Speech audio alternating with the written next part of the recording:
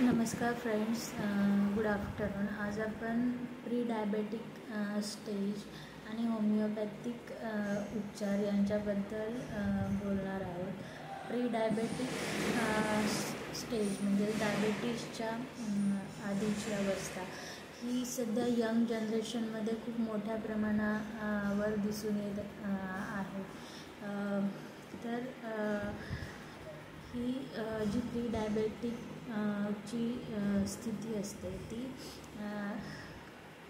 जास्तीत जास्त कोणत्या कारणांमुळे आढळून येते हे आपण बघणार आहोत. तर ही जी प्री डायबेटीस मधुमेहाच्या अगोदरची जी अवस्था असते ती आपले लाईफस्टाईल,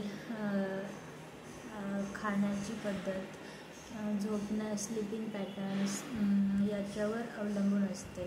तर सध्याचं फास्ट फूड आणि योग्य प्रमाणात आपण खात व्यवस्थित चावून न खाल्ल्यामुळे हे सर्व आपल्याला माहिती आहे की सध्याची लाईफस्टाईल आणि एकंदरीत पूर्ण लाईफस्टाईल या आणि म्हणजे जगण्याची पद्धत याच्यावर आपला शारीरिक स्वास्थ्य अवलंबून असतं. आणि प्री डायबेटीस ही यंग जनरेशनमध्ये याच कारणांमुळे मोठ्या प्रमाणावर दिसून येत आहे. तर या सर्वावर प्री डायबेटिक स्टेज जी असते तर आपण मानसिकदृष्ट्या हेल्दी नसतो किंवा जसजसं एज वाढत जात असतो तेव्हा आपल्या हार्मोनल चेंजेस होत असतात आणि हे जे चेंजेस होत असतात ते ऑटोमॅटिक असतात. तर होमिओपॅथिक उपचार किंवा जी औषधं असतात ती या हे जे इंटरनल चेंजेस होत असतात ते बॅलन्स करण्याचं काम करतात. तसेच इतर म्हणायचं झालं तर जास्त प्रमाणामध्ये जो स्ट्रेस असतो कोणत्याही पद्धतीचा, एकंदरीत आपण लाईफ जगत असताना ज्या पद्धतीचा स्ट्रेस आपल्याला येत असतो ऑटोमॅटिकली, तर त्याच्यावर सुद्धा हे आपली पॅथॉलॉजी म्हणजेच डायबेटीस होणं न होणं हे अवलंबून असतं. त्याबरोबरच जो स्ट्रेस फॅक्टर आहे तर रेग्युलर लाईफ हे चालतच असतं आणि जो स्ट्रेस आपल्याला ओव्हरकम करत असतो तो आपण होमिओपॅथिक औषधं घेऊन आपण तो नियमितपणे त्या स्ट्रेसवर आपण ओव्हरकम करू शकतो किंवा तो स्ट्रेस आपल्याला जाणवणं हे बंद होतं आणि त्याच्यामुळे आपले इंटरनल ऑर्गन्स असतील तर त्याची हेल्थ व्यवस्थित राहते. डायबेटीस किंवा मधुमेह याच्यामध्ये काय होतं तर हा पचनाचा विकार आहे. आपण जे अन्न खातो ते पूर्ण पचन संस्थेशी रिलेटेड हा आजार आहे. तसेच आपला जो पॅनक्रियाज असतो, स्वादुपिंड असतो, तर त्याचं डिस्फंक्शन होतं. आपली जी जगण्याची पद्धत आहे, लाईफस्टाईल आहे, तर त्या लाईफस्टाईलमध्ये कोणत्या पद्धतीचं स्ट्रेस किंवा त्याच्यामध्ये इम्बॅलन्स असणारी अशी कोणती गोष्ट आहे ज्याच्यामुळे आपण सध्याच्या यंग जनरेशनमध्ये सुद्धा हा डायबेटीस दिसून येत आहे. तर हा अवेअरनेस होणं खूप गरजेचं आहे. म्हणजेच प्री डायबेटिक स्टेजमध्ये किंवा त्याच्या अगोदर हा अवेअरनेस म्हणजे डायबेटीस होऊ नये यंग जनरेशनमध्ये यासाठी हा अवेअरनेस होणं खूप आवश्यक असतं. तरच आपण योग्य पद्धतीने आपलं उर्वरित लाईफ जगू शकतो.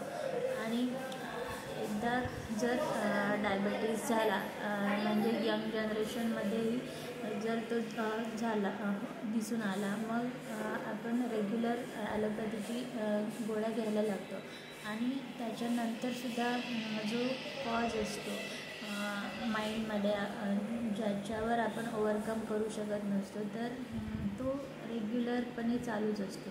त्याच्यामुळे विदाऊट होमिओपॅथिक औषधांशिवाय आपण जोपर्यंत आपली एकंदरीत इम्युनिटी, मेंटल स्ट्रेंथ आणि अल्टिमेटली फायनली शारीरिक क्षमता जोपर्यंत आपण वाढत नाही, तोपर्यंत तो जो कॉज असतो किंवा जे रिझन असतं ते आहे तसंच राहतं. आणि मग आपल्याला डायबिटीस, मग थायरॉईड, मग हायपरटेन्शन, मग कोलेस्ट्रॉल, हाय कोलेस्टेरॉल अशा समस्या एकमेकांशी जोडल्या जातात. आणि कधीतरी एक अचानक हार्ट अटॅक किंवा इतर दुसऱ्या म्हणजे इमर्जन्सी कंडिशन या उद्भवतात किंवा उद्भवू शकतात. त्याच्यामुळे एव्हरी मिनिट आपण पूर्णपणे आपलं इंटरनल हेल्दी असण्याची काळजी घेणं खूप महत्त्वाचं असतं. डायबेटीस हा पूर्णपणे आपल्या पचनसंस्थेचा आजार आहे. त्याच्यामुळे पाण्याचं प्रमाण आपण शरीरामध्ये किती इंटेक करतो, आपण अन्न किती प्रमाणामध्ये चावून खातो किंवा योगा, मेडिटेशन याचं प्रमाण किती योग्य रेग्युलर आहे की नाही याच्यावर सुद्धा हे बॅलन्स राखण्यासाठी हे सर्व खूप मदत करतात. त्याच्यानंतर डायबेटीस याच्यामध्ये जी लक्षणं असतात प्री डायबेटिक स्टेजमध्ये, ती अशी असतात की आपल्याला थकवा जाणवणे किंवा यंग एजमध्ये अतिलठ्ठपणा हळूहळू वाढत जाणे, पोटामध्ये गॅसचं प्रमाण जास्त असणे किंवा अपचन, करपट ढेकर किंवा तोंडामध्ये आंबट पाणी येणे, विकनेस, थकवा जाणवणे, ही प्री डायबेटीस मधली ही लक्षणं असतात. ती आपण आधी करेक्ट केली पाहिजेत. आपली पचनसंस्था असते त्याचं कार्य व्यवस्थित आपण राखलं तर आपण डायबेटीस होण्यापासून आपण आपल्या शरीराचा बचाव करू शकतो. तसेच हे सर्व जे पचन संस्थेचे विकार आहेत, including from mouth ulcers to oesophageal regurgitation, hyper acidity असेल, गॅस्ट्रिक अल्सर्स असतील, हायपर फ्लॅच्युलन्सी म्हणजेच अति गॅस होणं, कॉन्स्टिपेशन म्हणजेच मलावरोध होणं किंवा बद्धकोष्ठता म्हणजेच कॉन्स्टिपेशन असेल किंवा मूळव्याध असेल, हे फिशर्स असतील, फिस्च्युला असेल, हे सगळे पचनसंस्थेशी रिलेटेड आजार आहेत. आणि या सर्व